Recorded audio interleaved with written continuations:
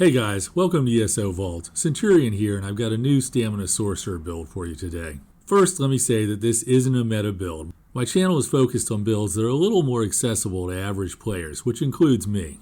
Most meta builds require exceptional game skills to be effective, and that usually includes having really good light attack weaving, and good in no way describes my light attack weaving, but I don't let that keep me down, and you shouldn't either if that's you. Among the videos on my channel are build videos crafted with the average player in mind. These include heavy attack builds and 2-bar builds that will still work well with less than stellar light attack weaving.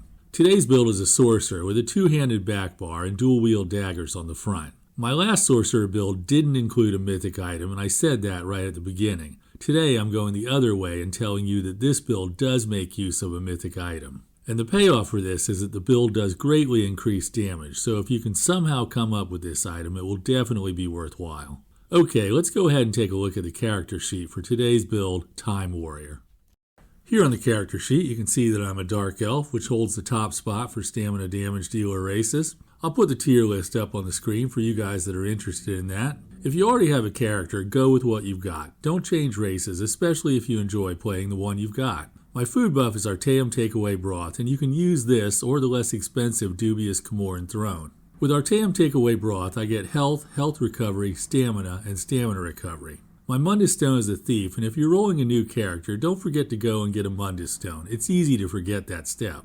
The thief gives me extra critical chance, and assuming that at some point you'll want to group with other players, this is the best one. Up top you can see I've got 22,000 points of health and a generous 33,000 points of stamina. Stam recovery is at 1400, and that's perfect for dungeon content. Weapon damage is at 4500 and crit is at 29%, and of course I screwed up and recorded this on my back bar. Crit chance is higher on the dual wield bar. We'll see what it works out to be in the sample fight coming up. Penetration is at 3500, and that's fine. Something on your mind, Xander? I am a scholar. I drink tea. Please, whatever you do, avoid making or drinking coffee around me. The smell is quite discommodious to me. Consume hot and bitter bean water on your own time. Look, bud, I'm going to drink coffee, especially while I'm making these videos. Alright, let's move on to the skills section. Before I talk about individual skills, I want to say that I basically use a static rotation here. A static rotation is a rotation where the order I use the skills in doesn't change. The pros use a dynamic rotation where they're constantly changing the order to refresh damage over time skills just as they run out. On this channel, I always use a static rotation because that's way easier for the average player to handle.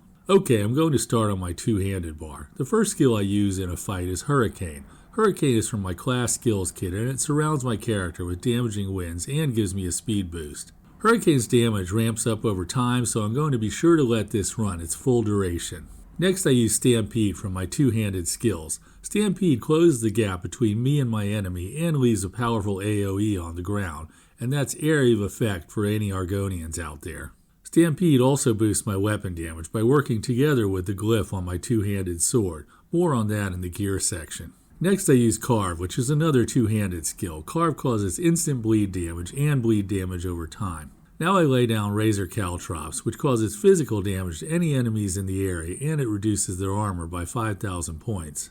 I have my usual burst heal, and that's Resolving Vigor from the Assault skill line. It's worth doing a little PvP to get this skill. You don't have to rule Cyrodiil, just get in there and run with the Zerg until you've leveled the skill line enough. Last on this bar is my ultimate, Ice Comet. This is a pain in the ass to get because you've got to run around finding lore books to level the Mages Guild skill line. If you don't want to do that, just run the Storm Atro, but know that Ice Comet is a little stronger. Alright, let's go on to my dual wield bar. The first skill I use when I switch to this bar is Blood Craze, and that's a single target dual wield skill that causes bleed damage over time. Every time the bleed does damage, I get a small heal, and this is actually a big help in keeping my health bar topped off. Next I'll cast Deadly Cloak. AoE damage over time and protection from area damage makes me take this skill every time I'm dual wielding. Argonians, you got that? Pay attention. Now I'll start in with my spammable attack, Rapid Strikes. Rapid Strikes is a high damage attack from the dual wield skill line that registers its damage with multiple hits. I have to try to remember to slow down my pace because this attack has a channel time which is almost a full second long. I'll use Rapid Strikes until my next skill is ready. That skill is Bound Armaments, which is a Sorcerer class skill. Every time I use a light attack on either bar, a glowing dagger will appear over my head, up to a maximum of 4 daggers. When I'm on my dual wield bar and I have 4 daggers floating over my head, I press the button and fire them at the enemy for massive damage.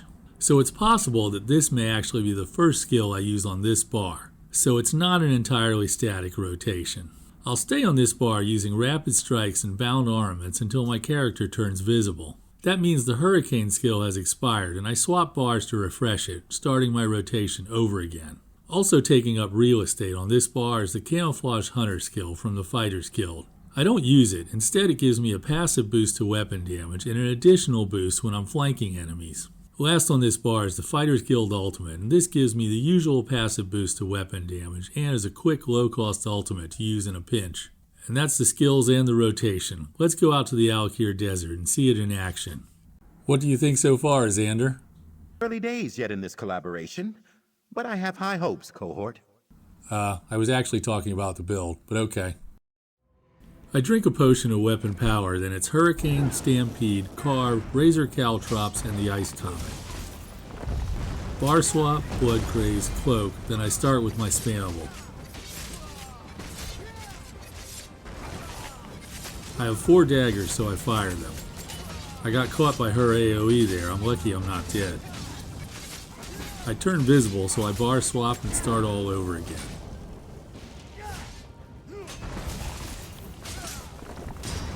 I fire the 4 daggers again.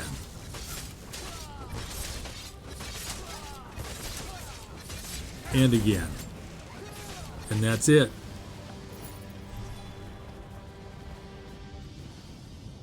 $50,000 points of damage per second. That'll do any dungeon or trial you want to do. You won't be on top of the leaderboards, but you can definitely clear content with this setup. Rapid Strikes did 30% of the damage, followed by Ice Comet, Storm Fist, and Bound Armaments. Weapon crit wound up at 52% on average.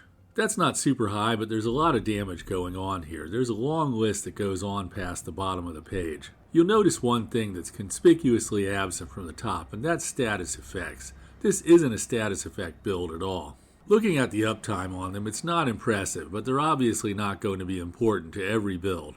I could get a lot more uptime on Burning with a Zon Monster Helm, but Stormfist is devastating with this setup, contributing 5,000 points, and Stormfist is a lot easier to get. Okay, let's look at the gear. This build has some gear-driven stuff going on, but you can run the skills and rotation with any gear. Skills should always be your main takeaway. Right, Argonians? Just making sure you're awake. The first set is one I've used on just about every build. That's because it's a great set and a crafted set, and as such, it's super easy to get. Order's Wrath comes from the High Isle, so you'll need to go there to make it or have somebody go there for you. You can find it at guild traders as well. I've got 2 Order's Wrath daggers. The main hand is Nirnhone with a flame damage enchant, and the offhand is charged with a poison enchant. Nirnhone was better than charged on the main hand, and that's because, as you saw, the build doesn't have much going on with status effects. But even so, charged on the offhand did better than precise. On the back bar, I've got a Maelstrom Greatsword, and that's buffing Rapid Strikes a lot because the bonus from the Maelstrom Sword applies to every hit. If you don't have this, just run Order's Wrath here, but make sure you have it with the infused trait and a weapon damage glyph. And that's because this works with the Stampede skill to buff weapon damage. This effect carries over to the other bar, provided Stampede is doing damage to an enemy. Every weapon skill has a skill that does this, and in the two-handed line, it's Stampede. You already know I'm wearing a Stormfist monster set. This is a great choice on any stamina DPS build. It has an easy proc condition, isn't hard to get, increases stamina recovery, and does great damage. What's not to like? The next set might be one you never heard of, but I used it in my last video. The Forest Wraith set is a crafted set from Galen, and it buffs the damage of class skills. Now don't go making this set, let me tell you why. Someone commented on the last video that they made this set and it didn't work for them. And I'm not surprised by that because it's really not a sure thing that it's going to work, even if your damage bar has a lot of class skills like my Nightblade does. If somebody copies that build verbatim, I guarantee it'll work, but any changes to that build and all bets are off. It's a very finicky set. I have a ton of sets in my inventory that are like this. They'll only work on very specific setups, or they're just outdated and outclassed by newer sets. I don't get rid of these sets though. For one thing, I never know when a change might come along that suddenly makes the set useful. Also, I can use the set like I'm using it here. On this build, I'm only wearing 4 pieces of Forest Wraith, and that's because the first 3 bonuses it has are great. It's got 2 crit bonuses and a weapon damage bonus. It's that 5-piece bonus that's the problem. Well, what if instead of wearing the 5th piece, I wear this instead? And that brings me to the Velothi Mage's Amulet. This greatly increases my overall damage, but basically turns off my light attack damage. Well, since my light attack weaving sucks, I don't really care about the second part. So basically I've used 4 pieces of Forest Wraith and the Velothi Amulet to make my own custom 5-piece set, and this way I still get to wear a 2-piece monster helm. There are numerous sets in the game that have 3 great bonuses and a 5-piece bonus that's lousy that could be combined with the Velothi Amulet. But there's a catch. Even the Argonians saw this coming. Velothi is a pain in the ass to get. First, you have to have the Antiquity skill line leveled. Second, one of the leads comes from a difficult dungeon, and that's the Scrivener's Hall. You'll have to get keys and open chests in the secret room after you finish the dungeon. The good news is the lead has a high drop rate. More good news is you can do the dungeon on normal. When you see that's the daily pledge, queue up and farm that item. Other people will be doing the same thing. Alright, let's wrap up the gear section. Jewelry traits are bloodthirsty, and I actually have spell damage glyphs on them for just a bit more magicka recovery. Armor here is all medium, but 1 piece in your setup should be light to take advantage of the Undaunted Metal passive. Armor glyphs are stamina with 1 health glyph. I'll give you the blue champion slottables and finish up. The blue slottables are Fighting Finesse, Biting Aura, Thaumaturge, and Wrathful Strikes. Yeah, that's right, no deadly aim, and this is another case where the best answer is completely counterintuitive. Yeah, deadly aim would buff rapid strikes, but the other 70% of the damage is all area and damage over time. Just trust me on this one because I tried all the combinations.